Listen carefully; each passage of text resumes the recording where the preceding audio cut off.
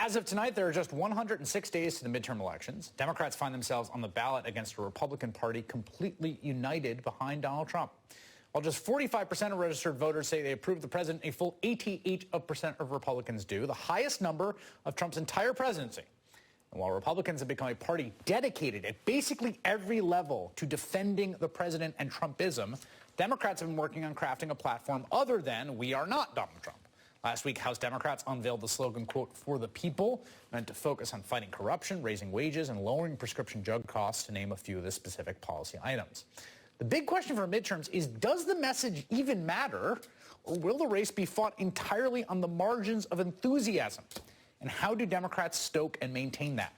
Joining me now, Rebecca Traister, writer-at-large for New York Magazine, who just profiled Senator Elizabeth Warren of Massachusetts, herself up for re-election and possibly eyeing a 2020 run, and Jason Johnson, MSNBC political contributor and politics editor at TheRoot.com.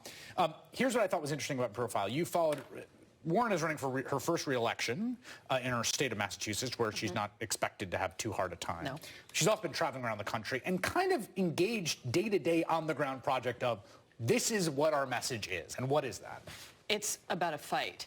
It's trying to pull in the masses who are coming to see her, whether she's going to fundraising events in other states for other candidates, whether she's going to conventions, whether she's giving her own town halls in Massachusetts, or whether she's at protests, which is an important thing she's been doing. She has been cheering on, for example, female immigration protesters who occupied the Hart Senate office building. She went the first night, the night that Trump announced Kavanaugh. She was on the Supreme Court steps saying, "We're in the fight of our lives."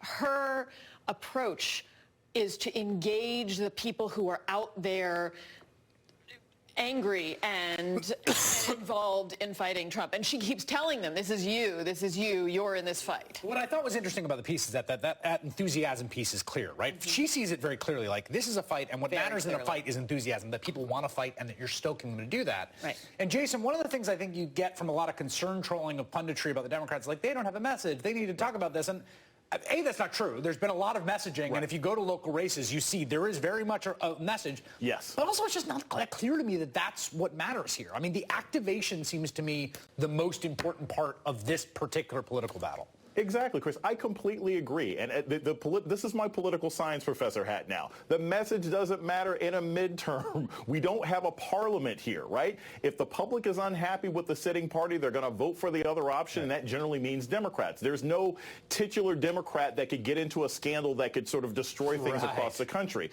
The most important thing that the Democrats need to worry about, and this is not a message issue per se, is it's just structural. They need to look at all of these states where you've got voter purges. You need to look at places like Georgia, where you literally have someone who might be the Republican nominee for governor who's like, yeah, I'm going to make sure nobody can get the vote. That is where Democrats need to put out their money, because they're going to have the enthusiasm, but if people show up to vote and their names are no longer on the list, or if there's long lines, that could destroy what wave seems to be occurring for the last 18 months. I also want to say this question of which tack they should take, right? And the question of, is it message, is it enthusiasm? It's like all of the above. Right. We are in a national emergency, and the number of pundits that I've heard saying, are you supposed to attack Trump or talk about health care?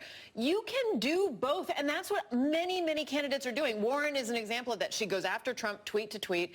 She also lays out an incredibly progressive agenda, a left agenda. She also speaks to the women-led resistance, which is a big, the sort of post-women's march activists out there. All of this, and there are a lot of candidates who are doing that, and in part it is to counter exactly the fear that they're going to be, the reality that there's going to be voter suppression, that the approach that the right is going to take to winning these midterms is not through bringing out voters, but keeping them away. And I think that point, too, about, like, you can do both. I mean, the bit of coverage I've done in local races is those races are about what is happening in those places. Like, people aren't dumb. Like, they're not running. No, they're smart, and they're not running. And they're more engaged than they've been, I think, in our adult lifetimes. They are paying attention to local policy, to left policy, to local races. They know how the system is working better than we've seen in our lifetime. Although one thing, Jason, I do think is true. There's this James Comey tweet that got a lot of attention, right? It says, Democrats, please, please, please don't lose your minds and rush to the socialist left. The president and his Republican Party are counting on you to do exactly that. America's great middle wants sensible, balanced, ethical leadership. There is no great middle, point of fact. But also point of fact, the Democratic Party has moved to the left, I think, on economic issues, but it's also not clear that that's anything but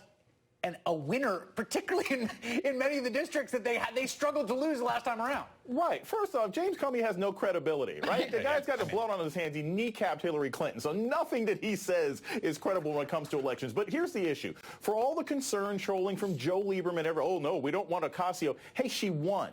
She beat a 14-year incumbent. So whatever the Democrats have to be, this is what's interesting. The Democrats figured this out with Connor Lamb. It's like, whatever we got to do to win is who we're going to be. And if that means that you're center left, it means that you're far left, because that's what the House of Representatives is supposed to be. And I'll also say this, Chris, and this is the most serious issue and the biggest indicator that enthusiasm and access matters. You look at all of these special elections, right? Because voter suppression usually doesn't screw up a county commissioner race. And you've seen county commissioners and state senate and state house, those are getting flipped. So as long as people can get to the polls, these changes are going to happen. The one big takeaway from the Warren profile you did, which I thought was excellent, was that her message really is don't lean into the enthusiasm and the anger. Like, don't be scared of that. I think there's this sort of thing you see among the Democratic professional class of like, no, don't. And she's like, no, that's good. That's the stuff. And by the way, that's something I have heard from her. It's something I've heard from Kirsten Gillibrand. You can see it with, Mazie Hirono. And, it's keep fighting, keep being mad. Don't suppress it. You're not being hysterical. Rebecca Traister, Jason Johnson, thanks for joining me. I have been out last week. We still had an episode of our podcast, Why Is This Happening, go up with special guest Alex Wagner. If you missed it, you can download it now.